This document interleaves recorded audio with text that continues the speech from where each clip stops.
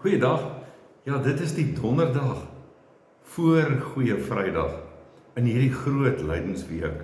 En ek kan nie wag om môre op Goeie Vrydag saam met gelowiges, saam met ander gelowiges te kan wees en saam te kan aansit aan die tafel van die Here nie, om ook die dood van die Here te gedenk en ook deur die Heilige Gees op so 'n manier deur hierdie gebruik van hierdie tekens ook deel te kry aan hierdie Here, of my deel aan hom inderdaad ook te kan beleef.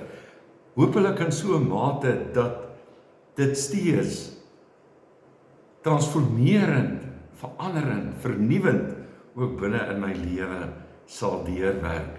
In hierdie week deel ek met jou bepaalde, soos wat ek dit noem, mymeringe of nadenke of gedagtes. En my vraag is nogal, wat dryf jou? Wat is die groot mag wat binne in jou lewe aan die werk is? Wat is dit as jy dit in 'n kernsin binne in jou lewe sou saamvat, wat vir jou dryf om te lewe soos jy lewe, ook as 'n kind van die Here? En wat jou dryf om ook iemand te wees wat hierdie evangelie, hierdie goeie boodskap van verlossing ook met ander mense te wil deel. Hierdie boodskap wat vir jou altyd woorde gee wat jy kan hê, want dit gee vir ons 'n bepaalde taal, iets wat ons altyd met mense kan deel, 'n kosbaarheid wat jy met iemand kan saam gee en wat ander ook met jou deel en wat ander mense ook saam met jou oorbly is. En Paulus kom praat met die mense in Korinte, in sy 1 Korintiërs brief, oor wat is dit wat vir hom die belangrikste is. En dan sê hy in 1 Korintiërs hoofstuk 2, dan kom gee hy op 'n manier, wil 'n mens amper sê, 'n soort van 'n statement oor homself. As hy sê, wat my betref broers, toe ek na julle toe gekom het, om die geheimnisvolle waarheid van God aan julle te verkondig, het ek nie met hoë woorde of groot geleerdheid gekom nie. Ek het my dit voorgeneem om met julle oor niks anders te praat nie as oor Jesus as die Christus en wel oor hom as die gekruisigde. Met ander woorde, om te kom praat oor die lydende Messias, die ene wat gesterf het. Dit is die kernboodskap waarmee Paulus na hulle toe gekom het. Wat gesê, dit is hierdie eenvoudige boodskap. Aan die ander kant is dit hierdie geheimnisvolle boodskap. En dit is die boodskap wat hy met hom saamdra. En dit is die boodskap wat ek en jy in ons lewe behoort te hê, wat die groot dryfkrag, veranderingskrag in ons lewe sou wees.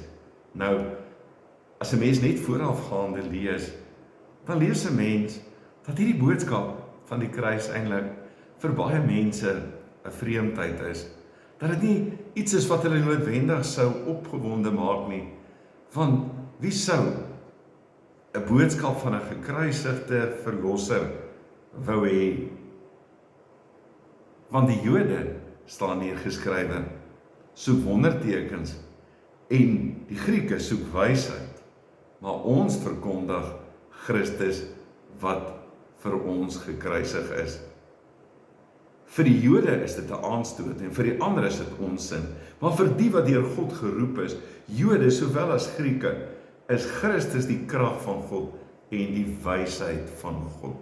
Met ander woorde, in hierdie daad, in hierdie sterwensdaad van Jesus, word iets van die hart, die misterie van God se liefde uiteindelik ook op 'n besondere manier geopenbaar aan 'n mens.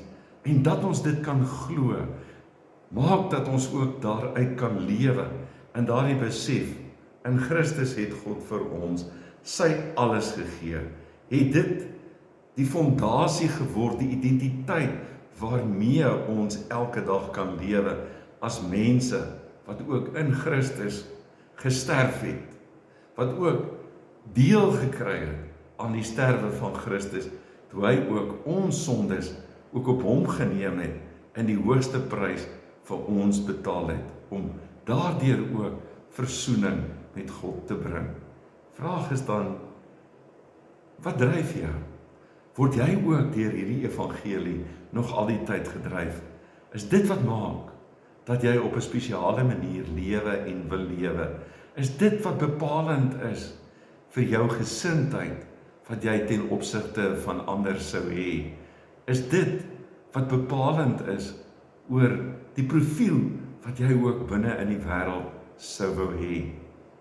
Nou mag die Here vir jou regtig dan ook gee dat hierdie goeie Vrydag wat voor ons lê, vir jou 'n verskriklike spesiale geleentheid ook sal wees.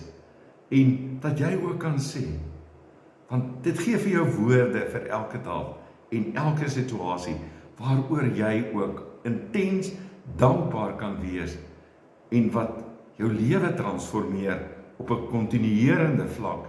Ek het my voorgenem om met julle oor niks anders te praat nie as oor Jesus as die Christus en wel oor hom as die gekruisigde. Iets om oor te babbel, iets om oor te juig, iets om oor te jubel. Die liefde van God wat op so 'n manier, intense manier sy gestalte kry en die liefde van Jesus, sy oorgegewenheid, sy gehoorsaamheid tot in die dood aan die kruis. En so 'n laaste gedagte, die waarskynlikheid dat jy my in blou klere kan aantref of een of ander vorm van blou is nogal baie groot omdat ek baie lief is daarvoor. Maar vandag is ek baie bly dat ek blou klere aan het, want terwyl ek gery het vandag, het ek gehoor dat dit vandag Wêreldautisme Bewustheidsdag is. En dat blou nogal 'n kleur is wat mense op hierdie dag dra. En mag jy dan ook vandag iets van daardie bewustheid van autisme het en die uitdaging wat ook daarmee vir die mense wat daarmee lewe en hulle families en almal ook gepaard gaan. Ek hoop dat dit vir jou ook 'n spesiale geleentheid gaan wees om môre saam met ander gelowiges in die teenwoordigheid van die Here ook rondom 'n nagmaal iewerster te kan wees. Here, baie dankie vir u liefde en al u trou. En dankie vir al dat die liefde so in ons geopenbaar is in Christus Jesus. En dankie dat ons navolgers van hom kan word.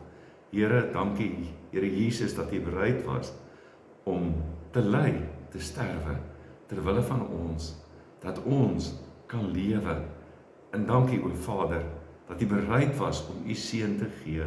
En ons weet, en ons jubel en ons juig, dat die dood hom nie kon hou nie, en dat hy uiteindelik ook opgestaan het en lewe, en ons ook daardie nuwe lewe binne in ons kan ondervind. Ons dankie daarvoor in Jesus naam. Amen. Ek hoop dat jy 'n wonderlike aand het. Mooi bly.